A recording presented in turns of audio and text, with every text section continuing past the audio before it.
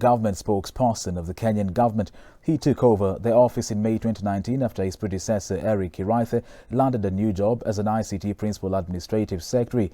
Retired Colonel Cyrus Oguna worked as the head of Kenya Defence Forces Intelligence Training School. He is well known for his position as KDF Public Affairs Officer, during which he was also spokesperson for KDF, and he kept constantly informing the country on the operations of officers in Kismayo. His current position means that he has to oversee state's communication channels under the Ministry of ICT. Our reporter Namukane Samuel had a one-on-one interview with the government spokesperson, retired Colonel Cyrus Oguna, and this is a full story.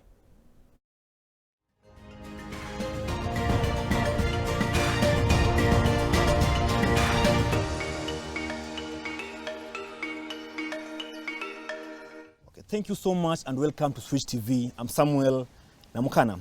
Today we are having the government spokesman here with us, Cyrus Oguna here. Welcome, sir.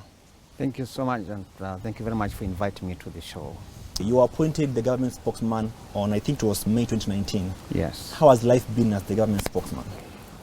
It has been a learning curve for me, and that is because where I was before as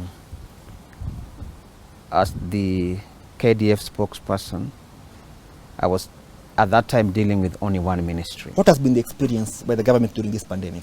You know, this pandemic came at a time when no government was prepared for it.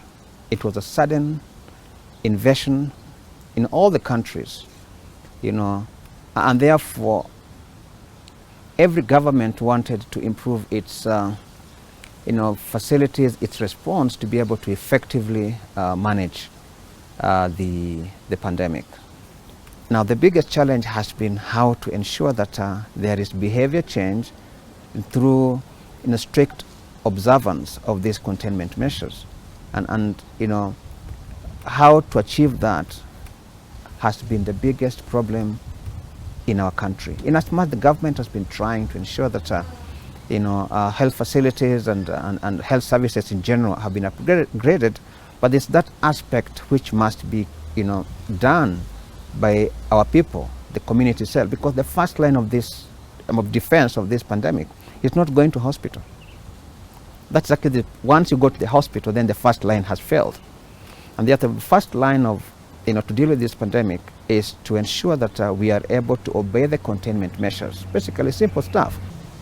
Okay, with the ongoing strike of medical professionals, do you think as a country we'll be able to combat this pandemic? We will, because like I said earlier on, is that going to the hospital is the second line. The first line of defense is obeying the containment measures. So if all of us begin to obey these measures in a large way, and we do obey them willingly without any coercion, the numbers of our people who will be getting to hospital will be very, very few. Okay, so lastly on the issues of health, what is the plan on government in terms of the schools are opening on 4th? What is the government plan in terms of education? First of all, on matters education, measures have been put in place in all schools to ensure, first of all, that every student will be able to be given to have a face mask. But number 2 is also the idea of washing, hand washing, and then every school has strategically, deployed hand washing stations. So there will be sufficient water for the learners to be able to wash their hands when they get back to school. Number 3 is that the government rolled out the school desk program, which is intended to be able to provide additional desks for school so that the idea of social distancing can be achieved. Point number 4 is this, that the government is bringing in vaccine, which will be arriving sometime early next year, but among the first target group are the teachers, because these are people who interact with these learners on a day-to-day basis. So will the vaccine be free to the teachers? The government will be able to provide it for free. Yes. What about other Kenyans? You see, the government is bringing in 24 million vials to be able to be used in terms of vaccinating certain selected groups of, high-risk individuals. These high-risk individuals are the healthcare workers, the teachers, members of security forces, across board for the first batch. All right. Now, the second batch will also come, and the old people as well in the first batch. Old people who are also very vulnerable to this virus. The other batch, I think it's about 11 million, will go into any other. It is not practical for all of us to be vaccinated. There's a new strain of COVID-19 from, I think, Britain and South Africa.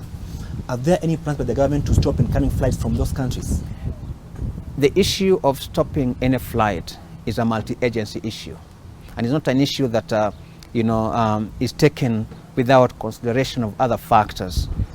So this multi-agency is looking at developments, not only in the country here, but also outside the country, to see what is happening elsewhere, but also how whatever is happening elsewhere would impact on what is happening in the country. And at a good point in time, a decision shall be made. Right now, the situation is being monitored and assessment is being made. I'll move to matters BBI.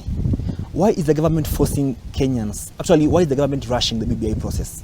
Let me give you, something to ponder about. Perhaps you may not have a recollection of what happened from 1992 to today. Okay? Now, from 1992, and even maybe back before then, there is always tension whenever we have elections. We have a 5-year cycle of tension. Now, if this BBI is meant to ensure that that does not happen again, there will be elective positions, there will be 2, 3, 4, 5 people who will be vying for these positions, but whoever wins, let that person win in a very open and transparent electioneering. Yes. But with the expanded judiciary, the expanded executive and the legislature, is it not a burden to the common man? It is not a burden, and I'm thankful for bringing that issue up. I just said that conflict has a cost, but even peace has a cost. During conflict, if you're going to lose 100 billion Kenya shillings to prosecute that conflict, how much would it be if you're going to spend 1 million or 1 billion shillings to save 100 billion that you've been spending during conflict? Couldn't this wait until the pandemic is over before we start? The government is so diverse. The government is so expansive. The government can deal with many things at the same time. I'll give you a quick example, maybe just one, not one, maybe two. The US had just had an election, but the US is also a country that has got the highest number of infections. So it's dealing with corona, but at the same time dealing with elections. A country next to us here is having elections next year. Okay? They're dealing with the election, but they're also dealing with the corona. Another country in the south, our neighbor in the south, just had election. They're also dealing with corona. So the government is such an expansive entity that can be able to handle many things at the same time. This is not unique. By the way, let me tell you something that people don't seem to have understood. That in this region, we are the only country that children have not gone back to school. So when you're saying there's noise in the system, are you meaning that the Deputy President William Ruto? I'm not referring to the Deputy President. Because he's the only person who's trying to oppose many the other BBI people, from the system. Many people have spoken, and I'm not going to even mention the DP. He's a leader, he's the Deputy President. But there are many people who have spoken around that issue. And they're speaking around that issue without confirmation, without verification, without any understanding or knowledge about what the National Treasury is planning or is able to provide. Is the NMS bulldozing itself into Nairobi? Does it want to take over Nairobi County, the NMS? I can talk about what NMS has done by not going to the political nuances about NMS. But we have seen what NMS has done, and they have done exceptionally well. Within the short time that it has existed, we can see it is not something we are being told. It's something we go and see that they have been able to achieve, particularly within the city of Nairobi. I'll tell you this, where I sit I receive a lot of telephone calls. Many people call from outside Nairobi town, and they are asking if whatever is happening in Nairobi town can also happen in those other urban centers. That tells you that what has been done by NMS has been recognized, is being appreciated by our people. And it was done based on certain discussions that were there. I may not talk about them because I do not know. But what I know is that the functions that are transferred from Nairobi County government to NMS have been performed satisfactorily well, and people can see the results. Okay, now after the removal of the Nairobi governor, that is Mike Sonko, now the seat is vacant. Now one of the people who was saying coming to vie is Dr. MigunaMiguna. Will the country allow him back? You see, any political seat, once it is falling vacant, any Kenyan is allowed to vie for that seat. Okay? Any Kenyan is allowed to vie for that seat. And if Miguna wants to come back, and he's able to come back, he will be able to vie for that seat. However, there is no one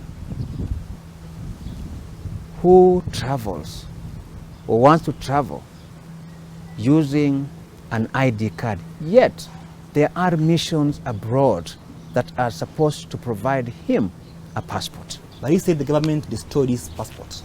But we are saying, as government, that there is, where he is in Canada, we have a High Commission there in Canada.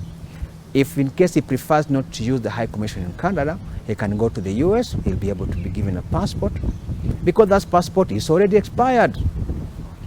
Once it is expired, you cannot use it. You must get another one. Okay. So lastly, actually, how was your period? I meant to understand you contracted COVID-19.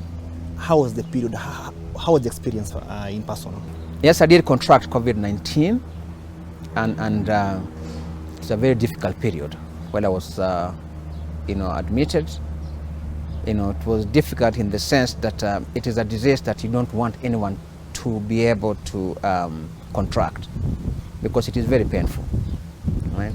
So it was a very difficult period for me as the patient, but also for me as a family man, because I've got family members. Okay, a lot of times we tend to focus more on the patient, but we never focus on what the family is going through. Ordinarily in any kind of disease, people will be allowed to visit one another, in hospital during certain visiting hours. But this one, you can't visit your loved ones when they are in hospital. Now that lack of visit, exerts a lot of stress and strain on both sides, the family and the patient. So even though even me, I was, in that state whereby I was dealing with, the condition of the disease in my body, but also trying to conceptualize what the family was going through, right? And it was not an easy time for them as well, okay? It is an area that maybe as a country we need to focus on. That, this disease is like a terrorist. A terrorist can sit in the wait for 2 years, waiting for an opportunity. Or even sometimes 3, 4, 5 years, sitting somewhere waiting for an opportunity to carry out an attack. Now, at what point would a terrorist attack? When there is a lapse, and that lapse could be just 1%. Now that 1% contributes or translates into 100% opportunity for the terrorist. Now COVID is the same. In what sense? That we are putting face masks, we are obeying the containment measure, in the sense that we are also observing 1 meter social distance, sanitizing, washing our hands and all that. But the moment perhaps you walk into, let's say, a lift, and you press the button to the floor, to any floor that you want to go, and perhaps it has not been sanitized, and while in the lift, perhaps you touch your face without knowing. The face mask is on, but you've touched your forehead. without knowing, or maybe just scratched your face with, sometimes these things happen. Now, that action of touching your face by itself has created an opportunity for the virus that might have been in your fingers by touching the button in the lift to migrate into these other openings. Thank you so much for watching. This show has been produced by Lilian Maina. Good night.